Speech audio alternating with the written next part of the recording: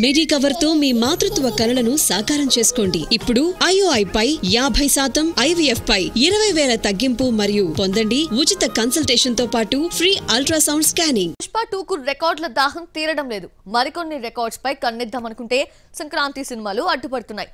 వీటిని ఢీకొట్టడానికి Pushpa master plan వేశాడు. చూసిన ఆడియన్స్ నే మళ్ళీ థియేటర్స్ లోకి రప్పించడానికి పుష్ప ఏం చేశాడో తెలుసా?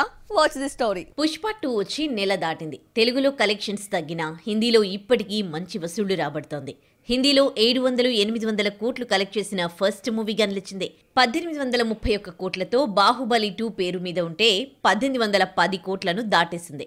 ప్రస్తుతం పుష్ప 2 టార్గెట్ 1900 కోట్లు. దీన్ని రీచ్ కావడం కోసం 20 నిమిషాల ఆటను కలిపి రీలోడెడ్ వర్షన్ను 11 నుంచి ప్రదర్శిస్తున్నట్టు పోస్టర్ రిలీజ్ చేశారు. పుష్ప 2 3 గంటల 20 నిమిషాలతో రిలీజ్ అయింది. నిడివి ఎక్కువైనా బోర్ కొట్టించకుండా తీశాడు. లెంత్ ఎక్కువైందని కట్ చేసిన ఫిల్మ్లో నుంచి 20 నిమిషాలు కలుపుతున్నారు. 11 నుంచి పుష్ప 2 రీలోడెడ్ వర్షన్ థియేటర్స్లోకి వస్తే ప్రేక్షకుడు 3 గంటల 40 నిమిషాలు సీట్లో కూర్చోవాలి.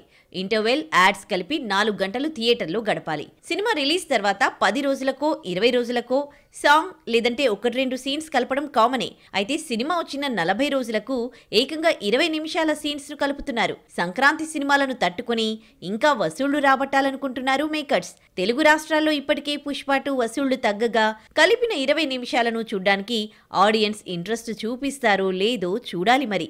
లేదంటే హిందీ వసూళ్లు పెంచుకోవడానికి ఇలా చేస్తున్నారేమో.